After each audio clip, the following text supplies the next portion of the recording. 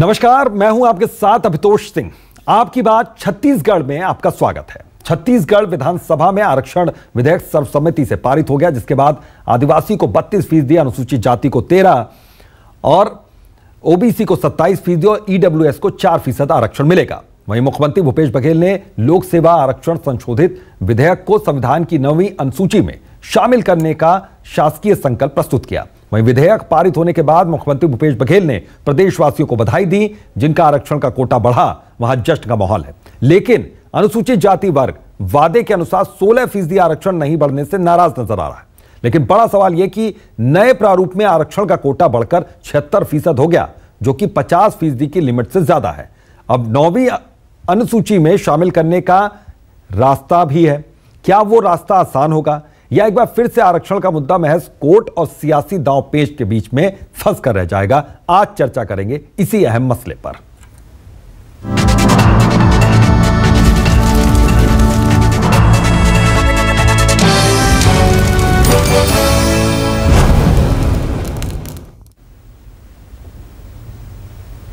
तो आज सदन की कार्रवाई के दौरान यहां पर खींचतान हुई, धक्का मुक्की हुई, यहां तक कि बात बढ़ते बढ़ते हाथापाई तक पहुंच जाती, लेकिन लोगों ने बीच बचाव कर दिया। जो भी विधायक थे उन्होंने बीच बचाव कर दिया, लेकिन उसके बाद नाराजगी यहां पर खुलकर बाहर आई। क्या कहना है बीजेपी के नेताओं का, क्या कहना है कांग्रेस के नेताओं का, विधायकों का, यह आपको सुनवाते हैं। हम लोग भी अपनी माता के पुत्र हैं, हम लोगों में भी वो दम है। अगर कोई हमको ऐसा चैलेंज करता है तो उसका जवाब देना हम जानते हैं, और मुख्यमंत्री ने उकसाकर उनको हमारी तरफ भेजा।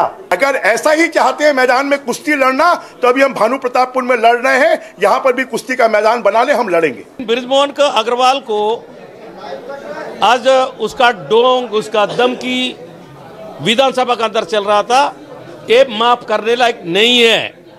और वो भी माँ का दूध पिया है, हम लोग भी माँ का दूध पिया है। बृजमोहन अग्रवाल अपना पैसा के दम पर अपना गुंडागर्दी दिखा रहा था, उसको हम लोग डरने वाले नहीं है, उसको मुंह तोड़ जवाब देंगे। जो लोग विरोधी हैं वो लोग हाथापाई पे आ गए हैं और वो लोग रोकना चाहते हैं, और कांग्रेस के लोग उसको पारित कराना चाहते हैं। लगातार भारतीय जनता पार्टी के लोग बृजमोहन अग्रवाल जी, अजय चंद्राकर जी, धर्मजीत, ये हमारे शिवरतन शर्मा, इन लोग लगातार 1.5 घंटे से आरक्षण का विरोध कर रहे थे। अजय चंद्राकर ने और बाकी लोगों ने मुझसे धक्का मुक्की की, तो ये आरक्षण के विरोध करने वाले लोग इस स्तर पे उतर आए कि वो आज धक्का मुक्की भी करने लग गए हैं। तो आरक्षण का विरोध और आरक्षण के पक्ष में ये देखिए अब किस तरीके से यहां पर बयानबाजी हुई। अब अहम सवाल न्यूज़ 24 मध्य प्रदेश छत्तीसगढ़ के कि विशेष सत्र में आरक्षण पर कुश्ती सदन में माननीयों के बीच क्यों हो गई धक्का मुक्की, बात इतनी क्यों बढ़ गई? आदिवासी ओबीसी को लेंगे साध, वादे से कम हक पर एससी वर्ग है नाराज, उनको कैसे मनाएंगे? विपक्ष के संशोधन प्रस्ताव को नहीं माना तो क्या चुनाव में आरक्षण के मुद्दे को है भुनाना? यह भी एक अहम सवाल। आरक्षण पर सदन से सड़क तक संग्राम तेज, मिलेगा हक या वादों से चलेगा काम?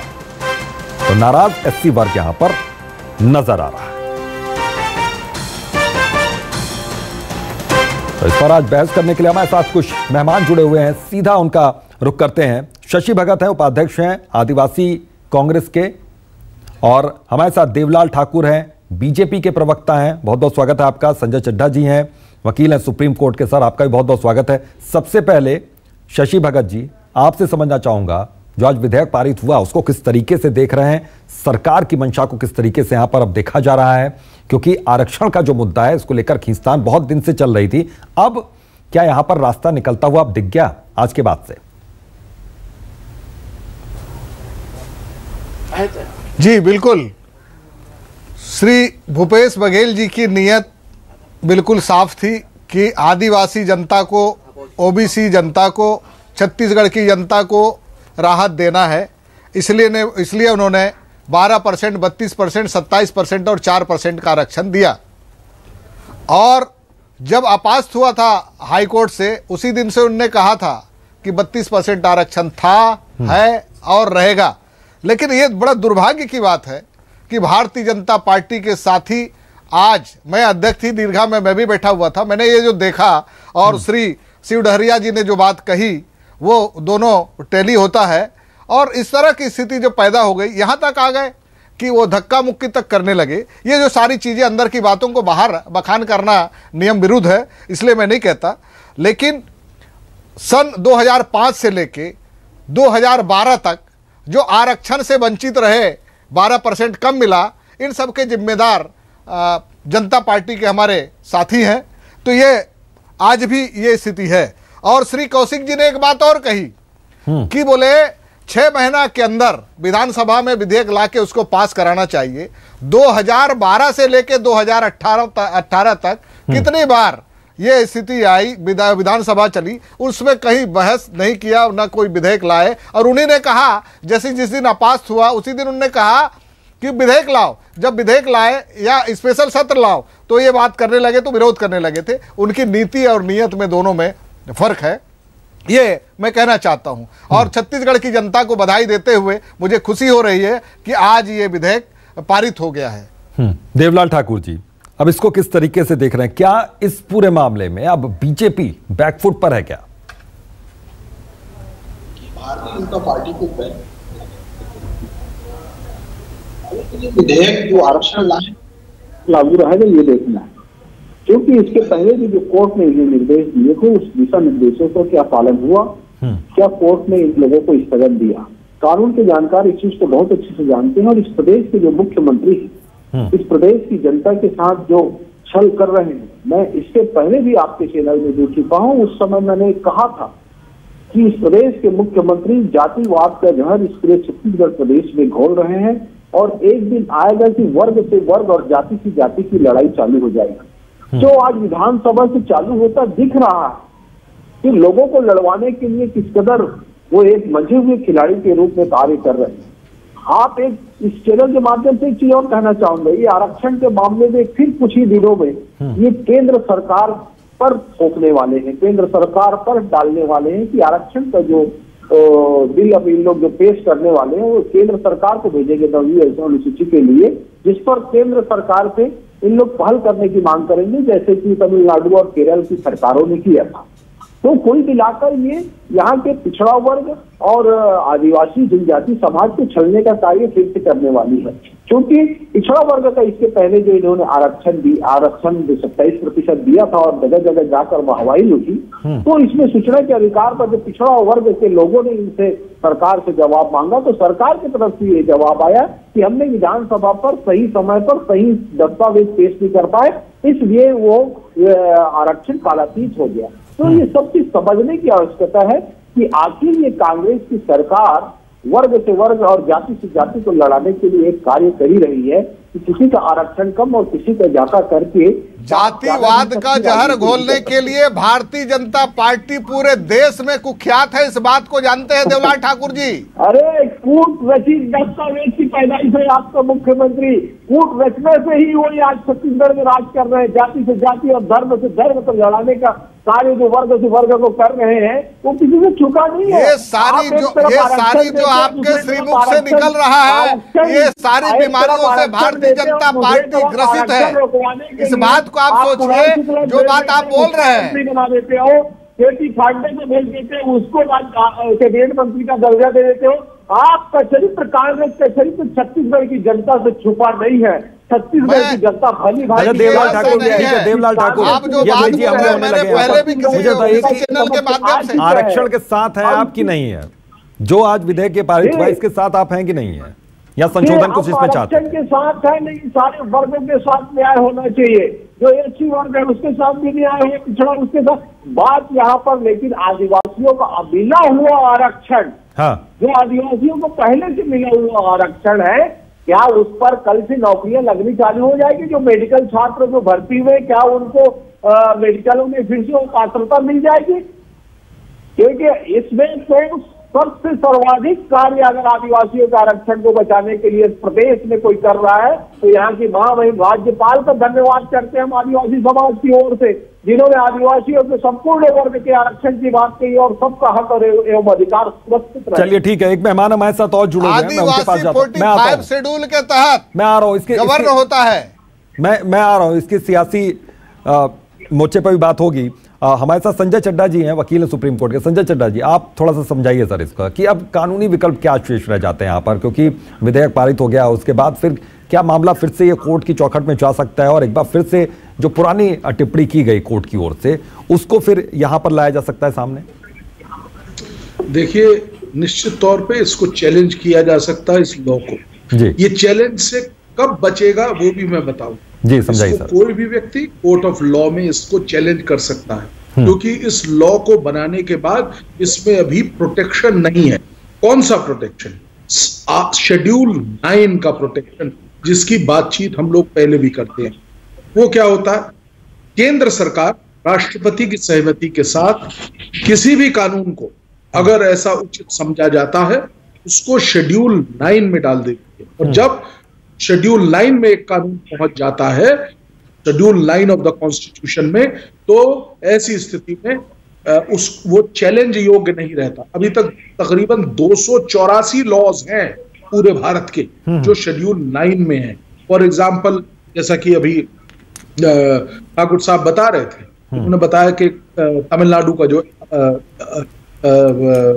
रिजर्वेशन का बिल है वो उसमें है। इसी प्रकार जमींदारी प्रथा थी, लोगों से जब शुरुआत में पहला अमेंडमेंट 1951 में जब आया था तब से ये शुरुआत, अर्थात एक लॉ को तब आप कॉन्स्टिट्यूशनली नॉन चैलेंजेबल करते हैं जब वो लॉ शेड्यूल 9 में दाखिल हो जाता है। उसकी पूरी प्रोसेस है। हाँ। और बहुत अच्छी तरह दोनों पक्ष और विपक्ष जानते हैं कि अब ये इस पर्टिकुलर लॉ को, जिसे आज विधानसभा में पास किया गया है, उसको राष्ट्रपति के पास भेजा जाएगा, वहां से केंद्र सरकार के पाले में गेंद आ जाएगी, और फिर क्या होगा वो एक अलग विषय हो गया यहाँ पर। शशि भगत जी, अब आपको लगता है सर यहाँ पर कि जो आज विधेयक पारित हुआ उसके बाद क्या राह अब आसान हो जाएगी आरक्षण को लेकर, या फिर अभी भी कुछ मुश्किलें सामने आएंगी? बिल्कुल राह आसान हो जाएगा, और इसलिए होगा कि जैसे साहने के प्रकरण जो आया था, अब 50% होने की वजह से जो एथेंटिक कारण नहीं दर्शाया था भारतीय जनता पार्टी के डॉक्टर रमन सिंह साहब ने, और वो कारण अब रहा नहीं। एथेंटिक कारण आज एथेंटिक कारण के साथ आज पारित हो जाएगा। और मैं एक बात और बता देना चाहता हूं, श्री देवलाल ठाकुर जी पूर्वाग्रह से ग्रसित हैं। उनने ये बात कही केवल और केवल भारतीय जनता पार्टी ही राग द्वेष जातिवाद के नाम से लड़ाई का काम करती है। बाकी भारतीय जनता पार्टी को इस मामले में महारत हासिल है, और उसके अलावे उनके विचार में कुछ आता नहीं। आज विधानसभा में जो वाकया हुआ उसके लिए संपूर्ण जिम्मेदार भारतीय जनता पार्टी के साथी रहे हैं। उनकी नीयत में ये बात नहीं है कि ये सही तरह के तरीके से पारित हो जाए, लेकिन उनकी विवशता थी कि आदिवासियों की मांग थी, एससीज की मांग थी, ओबीसीज की मांग थी, इसलिए उनको पारित कराने के लिए बाध्य होना पड़ा। क्योंकि आने वाले समय में भानु प्रतापपुर में चुनाव भी होना है, यह भी उनकी एक व्यवस्था थी कि उनका जो कैंडिडेट है, जिसपे एक दर्जन से ज्यादा मामले दर्ज हैं, उनको किसी भी सूरत में बेहतरनी पार कराना चाहते हैं, और ये उनकी व्यवहारिक मजबूरी थी। ये सारी चीजों को ध्यान में रखते हुए आज भारतीय जनता पार्टी के साथी खामोश होकर उस पर लास्ट में सहमति बनाए। सर, सदन के भीतर जो कुछ हुआ विधानसभा के भीतर उसका जिक्र करना नहीं चाहेंगे, क्योंकि जो वो घटना हुई उससे जो मैसेज गया खासतौर पर जनता के बीच में, आप माननीय, आप उनके प्रतिनिधि हैं, और आप लोग अगर इस तरीके से खींचतान करने लगेंगे तो बात कैसे बनेगी, उनका भला कैसे होगा?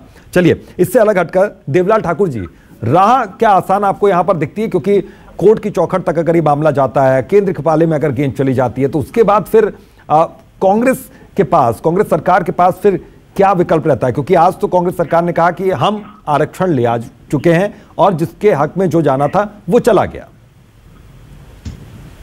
देखिए, मैं पहले भी कह चुका हूं कि इस प्रदेश का जो मुख्यमंत्री है काफी चालाक, चतुर एवं छल करने वाला मुख्यमंत्री है, जो फिर से वर्गों के साथ छल कपट कर रहा है। कानून के जो प्रवक्ता बोल रहे थे, इनके बोलने से कुछ नहीं होता। आप देखिए, छत्तीसगढ़ में पढ़े लिखे लोग, राजनीतिक पढ़े लिखे लोग हैं। यहाँ पर राजनीतिक फैसले अलग होते हैं, लेकिन प्रशासनिक फैसले अलग होते हैं।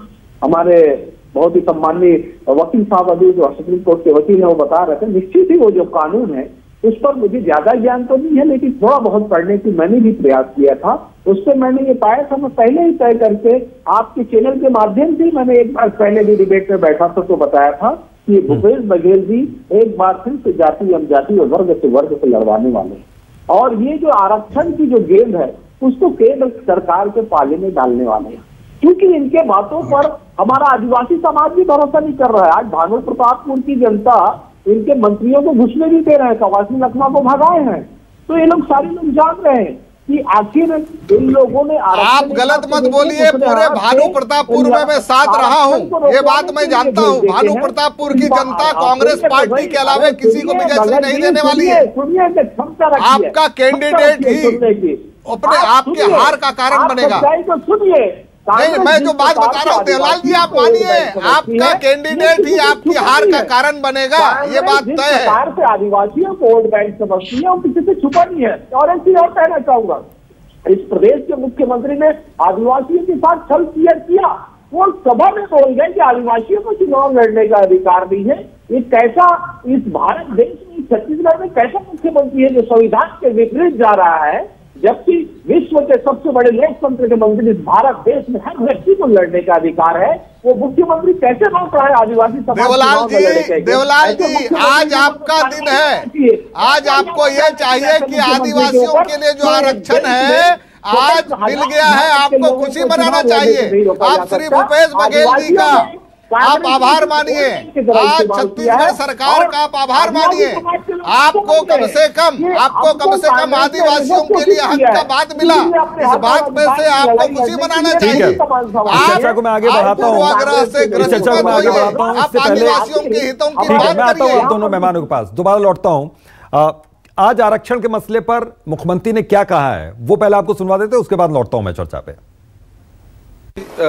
जिलों में अनुसूचित जाति जनजाति के जनसंख्या के आधार पर मिलेगा, लेकिन वहीं पिछड़े वर्ग और ईडब्ल्यूएस के लिए जिलों में 27% तक के आरक्षण मिलेगा, और जो ईडब्ल्यूएस के लिए जो विधानसभा 4% है, प्रदेश स्तर पे 4% है, वहाँ तृतीय और चतुर्थ श्रेणी के लिए संभाग और जिला संवर्ग के लिए 4% से लेके 10% तक, ये मतलब अधिकतम 10% तक के दिया जाएगा। जिन क्षेत्रों में ज़्यादा ईडब्ल्यूएस के लोग रहते हैं तो 10% तक के उसको आरक्षण का लाभ दिया जाएगा। और दूसरा कि 9वीं सूची में जोड़ने के लिए एक संकल्प भी पारित हुआ है। तो दो महत्वपूर्ण कार्य, शिक्षा में भी आरक्षण की व्यवस्था की गई है, वो भी वैसे लागू किया गया है।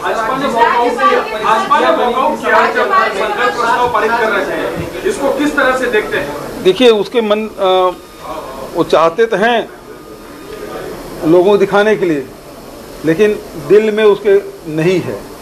यदि रहता तो 2004 से सरकार में थे, 2012 तक इंतजार नहीं करना पड़ता, ये उसी दिन लागू कर देते। हमने क्वांटिफाइबल डाटा जैसे 2019 में ही बना दिया था, और जिसका रिपोर्ट भी आया, और उसमें उस आधार पर ईडब्ल्यूएस को और उसी आधार पर पिछड़े वर्ग को आरक्षण दिया गया। विपक्ष की भावना पवित्र है, हम लोगों ने सर्वसम्मति से उसको पारित किया। दूसरी तरफ जब विधेयक पारित हो गया, महामहिम के पास अभी वह हस्ताक्षर के लिए जाएगा, तब यह विधेयक अस्तित्व में आएगा। लेकिन दुर्भाग्यपूर्ण बात यह है कि आरक्षण विधेयक के बिना अस्तित्व में आए इसको 9वीं अनुसूची में शामिल करने के लिए भारत सरकार को भेजने का जो शासकीय संकल्प मुख्यमंत्री जी ने प्रस्तुत किया है, हम लोगों ने उस पर असहमति व्यक्त की है। देखिए, हर चीज का राजनीतिकरण अच्छा नहीं,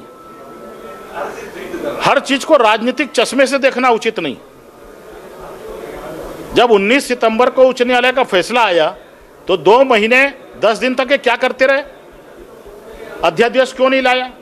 विधानसभा का विशेष सत्र क्यों नहीं बुलाया, जिसको ये विशेष कहते हैं? कौन रोका थे? 1 और 2 दिसंबर को विशेष सत्र क्यों ही बुलाया? क्योंकि 5 तारीख को भानु प्रतापपुर का उपचुनाव। बिल्कुल।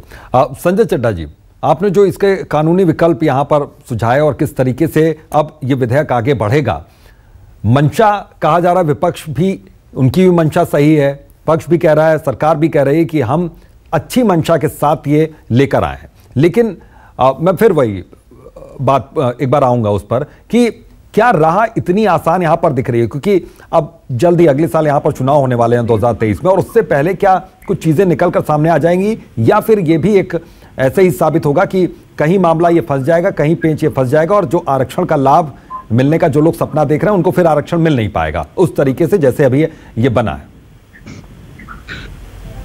आपका सवाल बहुत स्पष्ट है और मैं जवाब भी बहुत स्पष्ट शब्दों में देने का प्रयास करूंगा जी। ये मसला, ये मामला इतना आसान नहीं है जितना बता दिया गया। पूरा एक प्रोसेस होता है, कमेटी होती है, स्क्रूटनी करती है, केंद्र सरकार का सहमति होती है, केंद्र सरकार की कैबिनेट के अप्रूवल जाता है, उसके बाद राष्ट्रपति उसकी सहमति देता है। ये कोई इतनी आसान चीज नहीं है कि बस कह देने से हो जाएगा। और जैसा कि बताया कि बॉल अब उनके कोर्ट में चली गई है, ये एक एडवांटेज जरूर कांग्रेस को होगी। शशि भगत जी उससे खुश होंगे कि अब वो एडवांटेजियस पोजीशन पे हो जाएंगे। अगर कोई वजह से केंद्र सरकार की वजह के वहां पे सहमति नहीं मिलती है, 9 शेड्यूल में नहीं जाता है, तो केंद्र कांग्रेस सरकार है उनको बहुत एक बड़ा वो रहेगा कि वो जो बॉल है वो उसको बीजेपी के पाले में फेंक देंगे कि ये उनकी सरकार है केंद्र में, उनको करना चाहिए। तो ये एक बड़ी स्पष्टता है इसकी, और ये कोई इतना आसान मामला नहीं है कि जैसे कि आज एक ही दिन में सब सहमति से पास हो गया। निश्चित तौर पे इसका एक पूरा प्रोसेस है, और अगर वो प्रोसेस फॉलो होता है तो ये हो जाएगा, अन्यथा दिक्कत आएगी। देवलाल ठाकुर जी, इस बात का थोड़ा सा डर है कि अगर गेंद केंद्र के पाले में गई तो फिर बीजेपी को जिम्मेदार यहां पर ठहराया जाएगा राज्य सरकार की ओर से? मैंने तो पहले ही कह दिया है, मैं पहले से कहते आ रहा हूँ कि सियासी फैसले करना अलग बात है और प्रशासनिक फैसले करना अलग बात है। आप सियासी फैसले से देख रहे हैं कि आपको मिल गया, लेकिन ये मिला नहीं। ये आरक्षण को आप पूर्ण नहीं मान सकते, और इस प्रदेश के मुख्यमंत्री छत्तीसगढ़ की जनता को गुमराह कर रहे हैं, और गुमराह की फहरिस्त में आने वाले समय में तो केंद्र सरकार का माननीय प्रधानमंत्री का नाम भी जोड़ने वाले, क्योंकि अगर उनको आरक्षण यहाँ पर देना नहीं तो फिर इसके बाद अगर किसी वजह से रुकता है तो वो छवि जो फिर आपकी है तो फिर आरक्षण विरोधी वाली जो सरकार बार बार कह रही है, इनके क्वांटिफाइबल डाटा की प्रमाणिकता पर ही सवाल उठ जाएंगे। उन्होंने जो डाटा बनवाया है वो कहीं जगह शशि भगत ऐसा लग रहा है क्या, ऐसा कोई संशय की स्थिति अभी है? दूर दूर तक आप नहीं चाहते थे कि आरक्षण मिले, आप ही के नेताजी ने ये बात कही, आप ही के नेताजी ने ये बात कही थी कि विशेष सत्र बुलाइए। आरक्षण की व्यवस्था क्या होगी, क्योंकि आदिवासी समाज आज पढ़ लिख लिया है, आपकी तकनीकी रूप से आरक्षण की, देखिए मैं बता रहा हूँ, आप जस्ट लाइक ए लॉकडाउन आपने आनंद फानन में लागू कर दिया आदिवासी जनप्रतिनिधियों की मांग पर। 2005 से लेकर 2012 तक आप पूरे 8 साल सोते रहे। अब उस टाइम आपने कोई जांच नहीं किया, 2 महीना 10 दिन गुजर गया तो आपके नाक कान सुने से हो गया। आज जब पारित हो गया तो आपको इस बात की खुशी होनी चाहिए, यदि सही मायने में आप छत्तीसगढ़िया व्यक्ति है तो आपको इस बात से प्रसन्न होना चाहिए कि संकल्प पारित हो रहा भूपेश बघेल जी के सरकार के द्वारा नेतृत्व में। बिल्कुल सर, आज तो कम से कम जश्न मनाएं, उसके बाद फिर आगे क्या होता है, एक लंबा प्रोसेस है, एक लंबी प्रक्रिया है, और थोड़ा सा इंतजार यहाँ पर करना होगा। सभी पार्टियों को भी इंतजार करना होगा, आरक्षण का लाभ जिन वर्गों को मिल रहा है उनको भी इंतजार करना होगा यहाँ पर कि फाइनल रिजल्ट तो आ जाए कम से कम। अगर आप छत्तीसगढ़ सर बहुत बहुत शुक्रिया आप सभी मेहमानों का, चूंकि समय कम है और इस पर चर्चा लंबी खिंच सकती है, बहस लंबी खिंच सकती है, समय कम है। बहुत बहुत शुक्रिया इस चर्चा में शामिल होने का। मिला हुआ आरक्षण, हाँ, जो आदिवासियों को पहले से मिला हुआ आरक्षण है, क्या उस पर कल से नौकरियां लगनी चालू हो जाएगी? जो मेडिकल छात्र जो भर्ती हुए, क्या उनको मेडिकलों में फिर से पात्रता मिल जाएगी? क्योंकि इसमें तो सबसे सर्वाधिक कार्य अगर आदिवासियों के आरक्षण को बचाने के लिए प्रदेश में कोई कर रहा है तो यहाँ की महामहिम राज्यपाल का धन्यवाद करते हैं हम आदिवासी समाज की ओर से, जिन्होंने आदिवासियों के संपूर्ण वर्ग के आरक्षण की बात कही और सबका हक और एवं अधिकार सुरक्षित रहे। चलिए ठीक है, एक मेहमान हमारे साथ और जुड़े हुए हैं, मैं उनके पास जाता हूं। मैं आता हूं, शेड्यूल के तहत मैं आ रहा हूँ, इसके गवर्नर होता है मैं आ रहा हूं, इसकी सियासी मोर्चे पर भी बात होगी। हमारे साथ संजय चड्ढा जी हैं, वकील हैं सुप्रीम कोर्ट के। संजय चड्ढा जी, आप थोड़ा सा समझाइए सर इसका कि अब कानूनी विकल्प क्या शेष रह जाते हैं यहाँ पर, क्योंकि विधेयक पारित हो गया, उसके बाद फिर क्या मामला फिर से ये कोर्ट की चौखट में जा सकता है और एक बार फिर से जो पुरानी टिप्पणी की गई कोर्ट की ओर से उसको फिर यहाँ पर लाया जा सकता है सामने? देखिए, निश्चित तौर पे इसको चैलेंज किया जा सकता है, इस लॉ को। ये चैलेंज से कब बचेगा वो भी मैं बताऊं जी, समझाइए सर। कोई भी व्यक्ति कोर्ट ऑफ लॉ में इसको चैलेंज कर सकता है, क्योंकि इस लॉ को बनाने के बाद इसमें अभी प्रोटेक्शन नहीं है। कौन सा प्रोटेक्शन?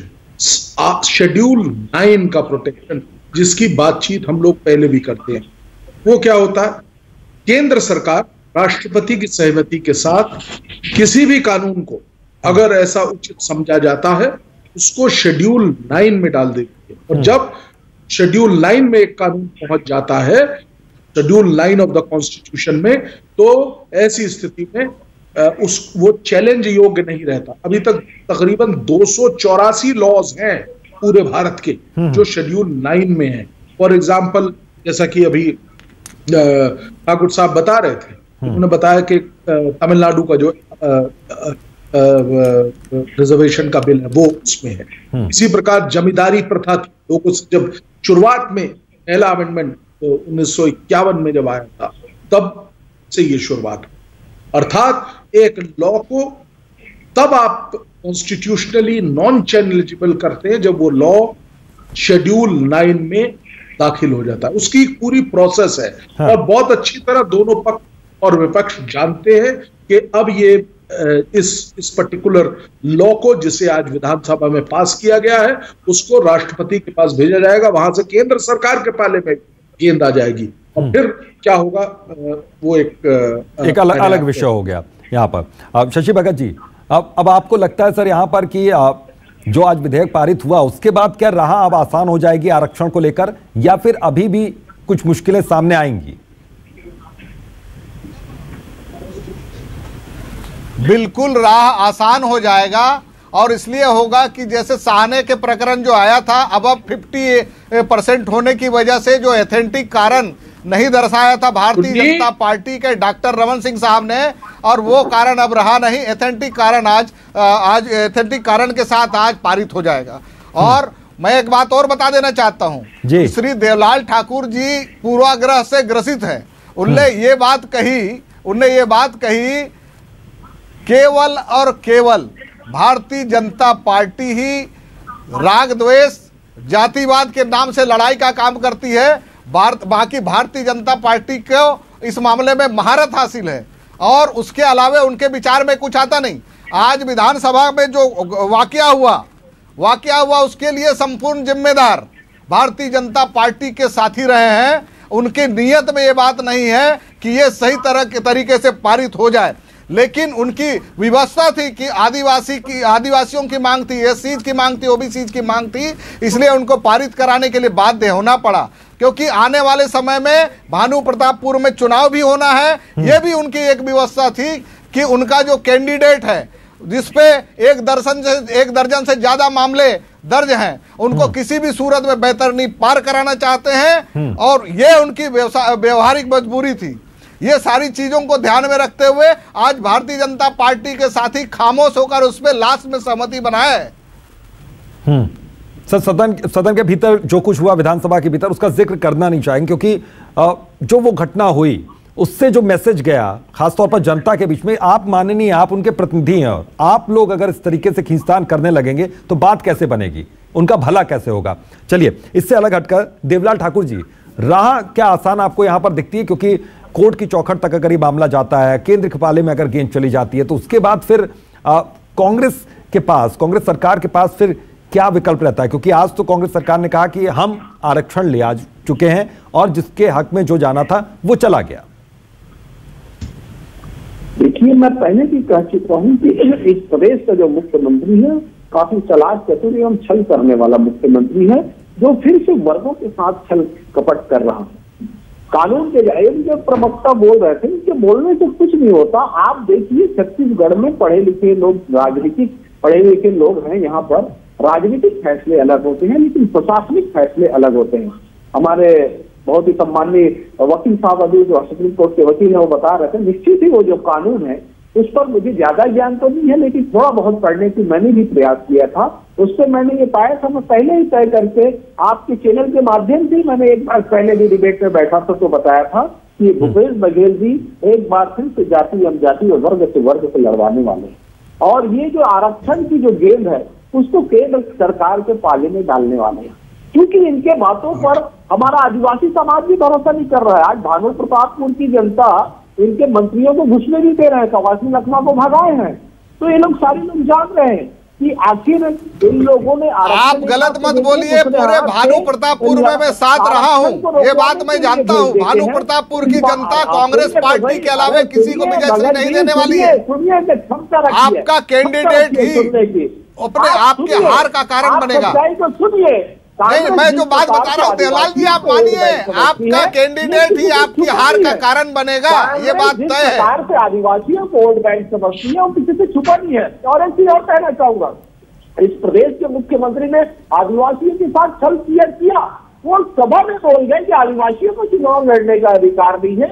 ये कैसा इस भारत देश में, छत्तीसगढ़ में कैसा मुख्यमंत्री है जो संविधान के विपरीत जा रहा है, जबकि विश्व के सबसे बड़े लोकतंत्र के मंत्री इस भारत देश में हर व्यक्ति को लड़ने का अधिकार है, वो मुख्यमंत्री कैसे रोक रहा है आदिवासी समाज? देवलाल जी, आज आपका दिन है। आज आपको ये चाहिए कि आदिवासियों के लिए जो आरक्षण है आज मिल गया है, आपको खुशी मनाना चाहिए। आप श्री भूपेश बघेल जी का आप आभार मानिए, आज छत्तीसगढ़ सरकार का आप आभार मानिए। आपको कम से कम आदिवासियों के लिए हक का बात मिला, इस बात में से आपको खुशी मनाना चाहिए। चर्चा को मैं आगे बढ़ाता हूँ, आप आदिवासियों के हितों की बात करिए। दोनों मेहमानों के पास दोबारा लौटता हूँ। आज आरक्षण के मसले पर मुख्यमंत्री ने क्या कहा है वो पहले आपको सुनवा देते, उसके बाद लौटता हूँ मैं चर्चा पे। जिलों में अनुसूचित जाति जनजाति के जनसंख्या के आधार पर मिलेगा, लेकिन वहीं पिछड़े वर्ग और ईडब्ल्यूएस के लिए जिलों में 27% तक के आरक्षण मिलेगा, और जो ईडब्ल्यूएस के लिए जो विधानसभा 4% है, प्रदेश स्तर पे 4% है, वहाँ तृतीय और चतुर्थ श्रेणी के लिए संभाग और जिला संवर्ग के लिए 4% से लेके 10% तक, ये मतलब अधिकतम 10% तक के दिया जाएगा। जिन क्षेत्रों में ज़्यादा ईडब्ल्यूएस के लोग रहते हैं तो 10% तक के उसको आरक्षण का लाभ दिया जाएगा। और दूसरा कि 9वीं सूची में जोड़ने के लिए एक संकल्प भी पारित हुआ है। तो दो महत्वपूर्ण कार्य, शिक्षा में भी आरक्षण की व्यवस्था की गई है, वो भी वैसे लागू किया गया है।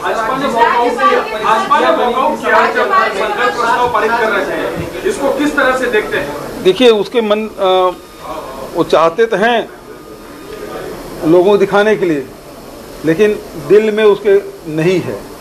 यदि रहता तो 2004 से सरकार में थे, 2012 तक इंतजार नहीं करना पड़ता, ये उसी दिन लागू कर देते। हमने क्वांटिफाइबल डाटा जैसे 2019 में ही बना दिया था, और जिसका रिपोर्ट भी आया, और उसमें उस आधार पर ईडब्ल्यूएस को और उसी आधार पर पिछड़े वर्ग को आरक्षण दिया गया। विपक्ष की भावना पवित्र है, हम लोगों ने सर्वसम्मति से उसको पारित किया। दूसरी तरफ जब विधेयक पारित हो गया, महामहिम के पास अभी वह हस्ताक्षर के लिए जाएगा, तब यह विधेयक अस्तित्व में आएगा। लेकिन दुर्भाग्यपूर्ण बात यह है कि आरक्षण विधेयक के बिना अस्तित्व में आए इसको 9वीं अनुसूची में शामिल करने के लिए भारत सरकार को भेजने का जो शासकीय संकल्प मुख्यमंत्री जी ने प्रस्तुत किया है, हम लोगों ने उस पर असहमति व्यक्त की है। देखिए, हर चीज का राजनीतिकरण अच्छा नहीं, हर चीज को राजनीतिक चश्मे से देखना उचित नहीं। जब 19 सितंबर को उच्च न्यायालय का फैसला आया तो 2 महीने 10 दिन तक क्या करते रहे? अध्यादेश क्यों नहीं लाया? विधानसभा का विशेष सत्र क्यों नहीं बुलाया, जिसको ये विशेष कहते हैं? कौन रोका थे? 1 और 2 दिसंबर को विशेष सत्र क्यों ही बुलाया? क्योंकि 5 तारीख को भानु प्रतापपुर का उपचुनाव। बिल्कुल। संजय चड्ढा जी, आपने जो इसके कानूनी विकल्प यहां पर सुझाए और किस तरीके से अब ये विधेयक आगे बढ़ेगा, मंशा कहा जा रहा है, विपक्ष भी, उनकी भी मंशा सही है, पक्ष भी कह रहा है, सरकार भी कह रही है कि हम अच्छी मंशा के साथ ये लेकर आए हैं। लेकिन मैं फिर वही बात एक बार आऊंगा उस पर कि क्या राह इतनी आसान यहां पर दिख रही है, क्योंकि अब जल्द ही अगले साल यहां पर चुनाव होने वाले हैं 2023 में, और उससे पहले क्या कुछ चीजें निकलकर सामने आ जाएंगी, या फिर यह भी एक ऐसे ही साबित होगा कि कहीं मामला ये फंस जाएगा, कहीं पेंच ये फंस जाएगा, और जो आरक्षण का लाभ मिलने का जो लोग सपना देख रहे हैं उनको फिर आरक्षण मिल नहीं पाएगा उस तरीके से जैसे अभी ये बना है? आपका सवाल बहुत स्पष्ट है और मैं जवाब भी बहुत स्पष्ट शब्दों में देने का प्रयास करूंगा जी। ये मसला, ये मामला इतना आसान नहीं है जितना बता दिया गया। पूरा एक प्रोसेस होता है, कमेटी होती है, स्क्रूटनी करती है, केंद्र सरकार का सहमति होती है, केंद्र सरकार की कैबिनेट के अप्रूवल जाता है, उसके बाद राष्ट्रपति उसकी सहमति देता है। ये कोई इतनी आसान चीज नहीं है कि बस कह देने से हो जाएगा। और जैसा कि बताया कि बॉल अब उनके कोर्ट में चली गई है, ये एक एडवांटेज जरूर कांग्रेस को होगी। शशि भगत जी उससे खुश होंगे कि अब वो एडवांटेजियस पोजीशन पे हो जाएंगे। अगर कोई वजह से केंद्र सरकार की वजह के वहां पे सहमति नहीं मिलती है, 9 शेड्यूल में नहीं जाता है, तो केंद्र कांग्रेस सरकार है उनको बहुत एक बड़ा वो रहेगा कि वो जो बॉल है वो उसको बीजेपी के पाले में फेंक देंगे कि ये उनकी सरकार है केंद्र में, उनको करना चाहिए। तो ये एक बड़ी स्पष्टता है इसकी, और ये कोई इतना आसान मामला नहीं है कि जैसे कि आज एक ही दिन में सब सहमति से पास हो गया। निश्चित तौर पे इसका एक पूरा प्रोसेस है, और अगर वो प्रोसेस फॉलो होता है तो ये हो जाएगा, अन्यथा दिक्कत आएगी। देवलाल ठाकुर जी, इस बात का थोड़ा सा डर है कि अगर गेंद केंद्र के पाले में गई तो फिर बीजेपी को जिम्मेदार यहां पर ठहराया जाएगा राज्य सरकार की ओर से? मैंने तो पहले ही कह दिया है, मैं पहले से कहते आ रहा हूँ कि सियासी फैसले करना अलग बात है और प्रशासनिक फैसले करना अलग बात है। आप सियासी फैसले से देख रहे हैं कि आपको मिल गया, लेकिन ये मिला नहीं। ये आरक्षण को आप पूर्ण नहीं मान सकते, और इस प्रदेश के मुख्यमंत्री छत्तीसगढ़ की जनता को गुमराह कर रहे हैं, और गुमराह की फहरिस्त में आने वाले समय में तो केंद्र सरकार का माननीय प्रधानमंत्री का नाम भी जोड़ने वाले, क्योंकि अगर उनको आरक्षण यहाँ पर देना नहीं तो फिर इसके बाद अगर किसी वजह से रुकता है तो वो छवि जो फिर आपकी है तो फिर आरक्षण विरोधी वाली जो सरकार बार बार कह रही है, इनके क्वांटिफाइबल डाटा की प्रमाणिकता पर ही सवाल उठ जाएंगे। उन्होंने जो डाटा बनवाया है वो कहीं जगह शशि भगत ऐसा लग रहा है क्या, ऐसा कोई संशय की स्थिति अभी है? दूर दूर तक आप नहीं चाहते थे कि आरक्षण मिले, आप ही के नेताजी ने ये बात कही, आप ही के नेताजी ने ये बात कही थी कि विशेष सत्र बुलाइए। आरक्षण की व्यवस्था क्या होगी, क्योंकि आदिवासी समाज आज पढ़ लिख लिया है, आपकी तकनीकी रूप से आरक्षण की, देखिए मैं बता रहा हूँ, आप जस्ट लाइक ए लॉकडाउन आपने आनंद फानन में लागू कर दिया आदिवासी जनप्रतिनिधियों की मांग पर। 2005 से लेकर 2012 तक आप पूरे 8 साल सोते रहे। अब उस टाइम आपने कोई जांच नहीं किया, 2 महीना 10 दिन गुजर गया तो आपके नाक कान सुने से हो गया। आज जब पारित हो गया तो आपको इस बात की खुशी होनी चाहिए, यदि सही मायने में आप छत्तीसगढ़िया व्यक्ति है तो आपको इस बात से प्रसन्न होना चाहिए कि संकल्प पारित हो रहा भूपेश बघेल जी के सरकार के द्वारा नेतृत्व में। बिल्कुल सर, आज तो कम से कम जश्न मनाएं, उसके बाद फिर आगे क्या होता है, एक लंबा प्रोसेस है, एक लंबी प्रक्रिया है, और थोड़ा सा इंतजार यहाँ पर करना होगा। सभी पार्टियों को भी इंतजार करना होगा, आरक्षण का लाभ जिन वर्गों को मिल रहा है उनको भी इंतजार करना होगा यहाँ पर कि फाइनल रिजल्ट तो आ जाए कम से कम। अगर आप छत्तीसगढ़ सर बहुत बहुत शुक्रिया आप सभी मेहमानों का, चूंकि समय कम है और इस पर चर्चा लंबी खिंच सकती है, बहस लंबी खिंच सकती है, समय कम है। बहुत बहुत शुक्रिया इस चर्चा में शामिल होने के लिए। तो आज आपकी बात छत्तीसगढ़ में सिर्फ इतना ही, दीजिए इजाजत, नमस्कार।